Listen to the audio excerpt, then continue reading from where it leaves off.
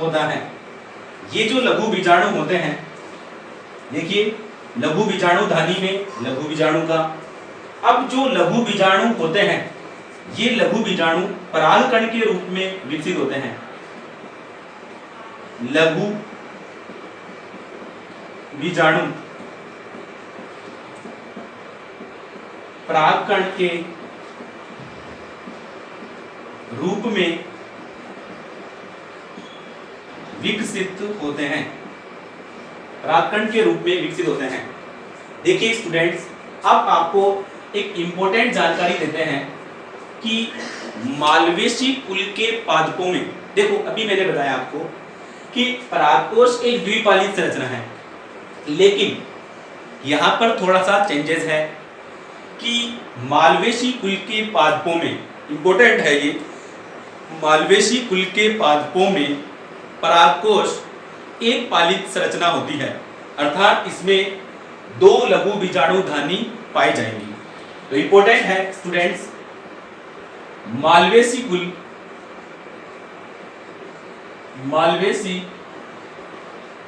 कुल के पादपों में, मालवेसी कुल के पादपों में एक पालित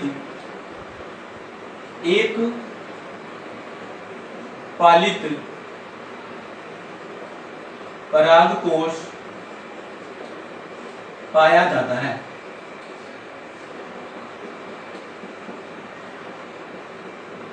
अर्थात इसमें 2 लघु बीजाणुधानी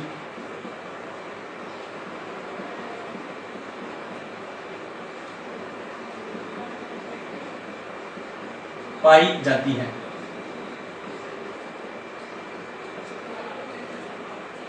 देखिए स्टूडेंट्स, आपको मैं थोड़ा सा बता देता हूं। पहले हम लैंगिक जनन के बारे में बात कर रहे हैं। तो लैंगिक जनन में सबसे पहले देखिए, लैंगिक जनन में 2 जीव भाग लेते हैं, एक तो नर और एक मादा। नर के अंदर नर युग्मक का निर्माण होगा और मादा में मादा युग्मक का। देखिए हमने डेफिनेशन में ही सबसे पहले ये सीखा है कि आवर्त बीजी पादप में लैंगिक जनन, और डेफिनेशन में हमने ये सीखा है कि 2 प्रक्रिया, एक तो अर्धसूत्री विभाजन और युग्मक संलयन। तो अर्धसूत्री विभाजन क्यों आवश्यक है? अर्धसूत्री विभाजन युग्मक निर्माण के लिए आवश्यक है। दूसरा पॉइंट, युग्मक संलयन। तो जब युग्मक का निर्माण होगा उसके पश्चात युग्मक का संलयन होगा।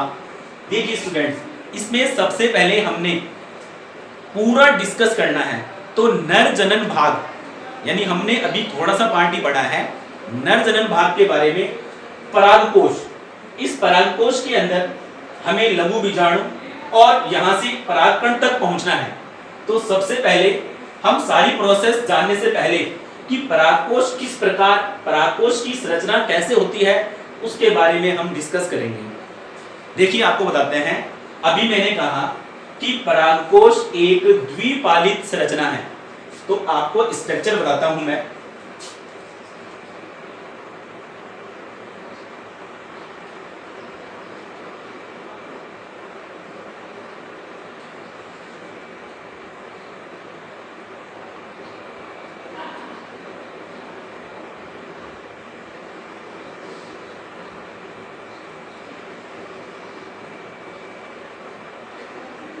देखिए स्टूडेंट्स कि परागकोश एक द्विपालित संरचना होती है।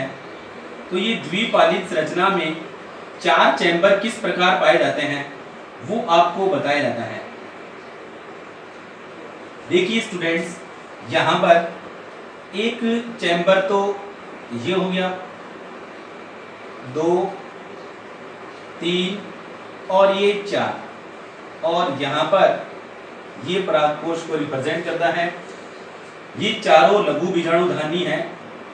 इसमें परागकण का निर्माण होता है और परागकण के निर्माण के पश्चात जब परागकोश परस्फुटित होता है तो इसमें से परागकण क्या होते हैं, बाहर निकल आते हैं। तो हम बात करते हैं यहाँ पे। देखिए स्टूडेंट्स, मैंने आपको बताया है कि परागकोश एक द्विपालित संरचना है। अगर इसका इस प्रकार से अगर अपन काटे, इसका सेक्शन काटते हैं तो ये एक पाली है वो दो चेंबर में डिवाइड है, ये एक पाली दो चेंबर में डिवाइड है, तो एक ये और एक ये, और इसी प्रकार एक ये और एक ये, तो टोटल कितने चेंबर हो गए? 4 चेंबर। और इन चारों चेंबरों को नाम दिया गया है परागपुट या लघु बीजाणु धानी। इस लघु बीजाणु धानी में किसका निर्माण होता है? लघु बीजाणु। जो लघु बीजाणु बाद में परागकण के रूप में परिवर्तित होते हैं और इन परागकणों के अंदर ही नर युग्मक का निर्माण होता है, या इस परागकण के अंदर ही नर युग्मक पाया जाता है। क्योंकि निषेचन के लिए दो जीव, दो युग्मक, नर युग्मक और मादा युग्मक की आवश्यकता होती है, तो नर युग्मक यहाँ पे बनेगा। अब अपन बात करते हैं यहाँ पे कि ये जो चैम्बर मैंने बताया है इसका अपन विस्तृत रूप से अध्ययन करेंगे। देखिए स्टूडेंट्स, एक बार मैं वापस बताता हूँ आपको कि फिर हम इसके बारे में डिस्कस करेंगे। देखिए पुंकेसर के 3 भाग, परागकोश, योजी और पुतंतु। यहाँ पर ये जो स्ट्रक्चर पाई जा रही है इसको योजी कहा जाता है, ये पुतंतु है, और ये ऊपर वाली जो स्ट्रक्चर पाई जा रही है उसे नाम दिया गया है, शीर्ष पर जो स्थित होती है वो होती है परागकोश। परागकोश के बारे में अपन ने डिस्कस किया है कि परागकोश एक द्विपालित संरचना होती है, प्रत्येक पाली 2 कोष्ठ में विभाजित होती है। इस प्रकार प्रत्येक परागकोश 4 कोष्ठ में विभाजित होता है, जिसे परागपुट या लघु बीजाणु धानी कहते हैं। इसमें लघु बीजाणु का निर्माण होता है। लघु बीजाणु बाद में परागकण के रूप में विकसित होते हैं, परागकण के रूप में विकसित होते हैं। प्रत्येक पाली 2 कोष्ठ में विभाजित होती है।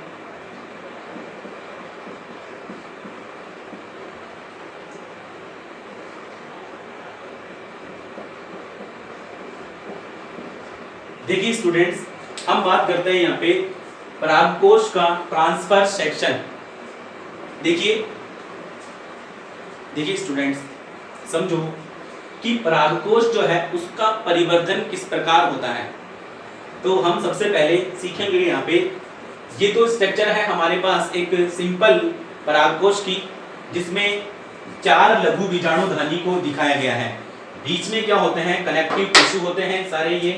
ये एक तरीके से सिंगल लेयर कुछ सेल्स होती हैं। यह मैं अभी डायग्राम आपको बताऊंगा, इसको मैं रफ कर देता हूं।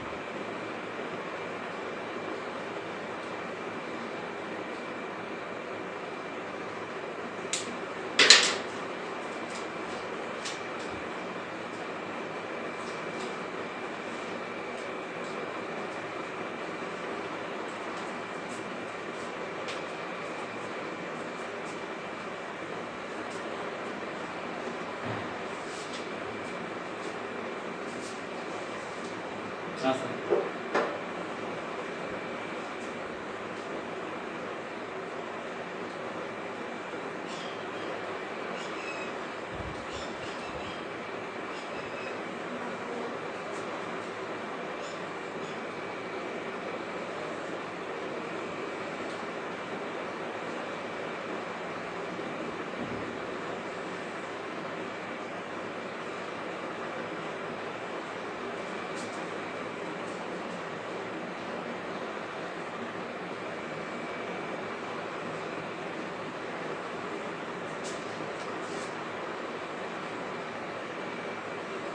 देखिए स्टूडेंट्स, ये जो परागकोश मैंने आपको बताया है, ये 4 लघु बीजाणु को जो रिप्रेजेंट कर रहा है उसका डायग्राम विस्तृत रूप से अपन सीखेंगे। सबसे पहले अपन बात करते हैं यहाँ पे कि जो परागकोश होता है उस परागकोश के बारे में अपन सीखते हैं यहाँ पे। देखिए स्टूडेंट्स कि परागकोश का जो परिवर्धन होता है, उस परागकोश का जो परिवर्तन होता है वो सुबीजाणु धानीय प्रकार का होता है। इसका मतलब क्या है? परागकोश का परिवर्धन सुबीजाणु धानीय प्रकार का। You sporangiate type. परागकोश का परिवर्धन सुबीजाणुधानीय प्रकार का होता है, अर्थात कि परागकोश का परिवर्धन जो होता है वो एक या कई प्रपशु कोशिका या आर्चीस्पोरियल सेल से होता है। वापस बताता हूं मैं आपको, देखिए परागकोश का परिवर्धन सुबीजाणुधानीय प्रकार का या यूस्पोरेंजिएट प्रकार का होता है। इसमें परागकोश का परिवर्धन कई प्रपशु कोशिका या आर्चीस्पोरियल सेल से होता है। इसमें क्या होता है, लघु बीजाणुधानी की कुछ कोशिकाएं सघन जीवद्रव्य युक्त हो जाती हैं। इन कोशिकाओं को आर्चीस्पोरियल सेल या प्रपशु कोशिका कहते हैं। ये कोशिकाएं विभाजित होकर दो कोशिकाओं का निर्माण करती हैं, जिन्हें प्राथमिक भित्तीय कोशिका तथा प्राथमिक बीजाणुजन कोशिका कहते हैं। वापस बताता हूं मैं, देखिए मैं आपको ये बता रहा हूं कि जैसे ये परागकोश का जो परिवर्धन है, देखिए समझिए स्टूडेंट्स, परागकोश का परिवर्धन सुबीजाणुधानीय प्रकार का होता है। सुबीजाणुधानीय प्रकार का होता है। सुबीजाणुधानीय प्रकार का होता है। इसका मतलब क्या है, अर्थात परागकोश का परिवर्धन सुबीजाणुधानीय प्रकार का होता है, अर्थात परागकोश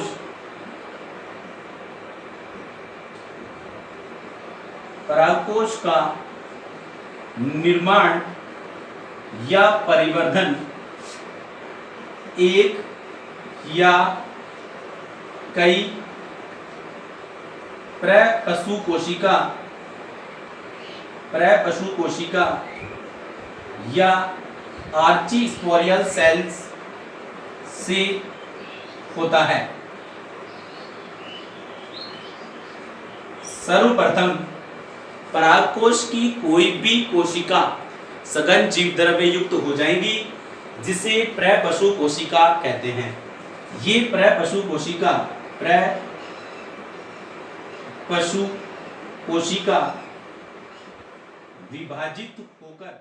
विभाजित होगी और दो कोशिकाएं बनाती हैं, प्राथमिक भित्तीय कोशिका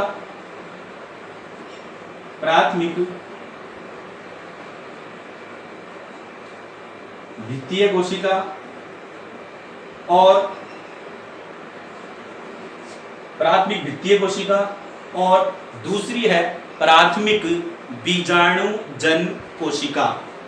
प्राथमिक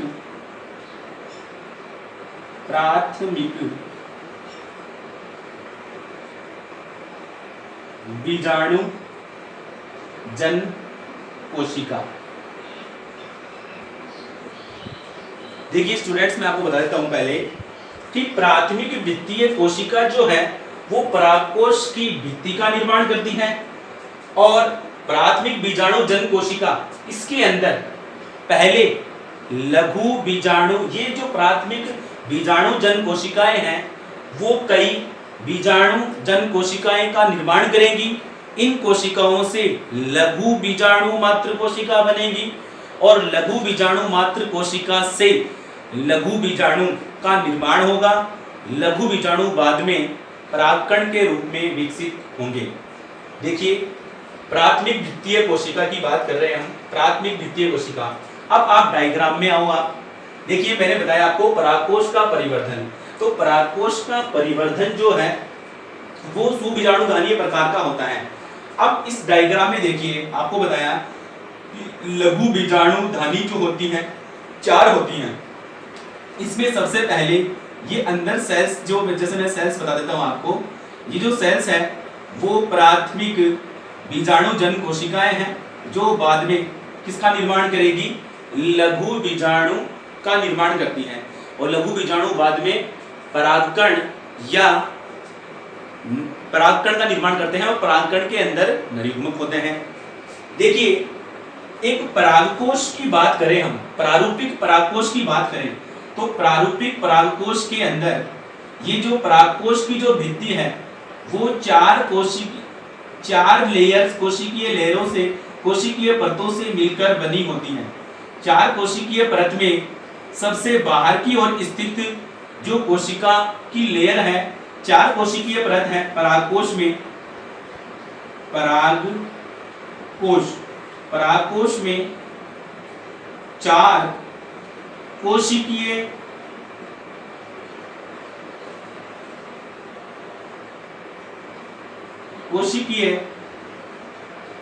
परत पाई जाती है। ये चार परत कौन कौन सी होती है?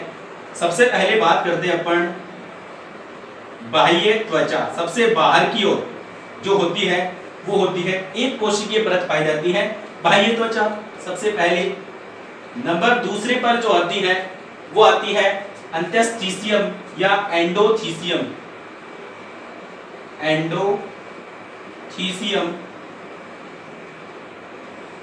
थर्ड नंबर पर जो होती है वो होती है मध्य परत।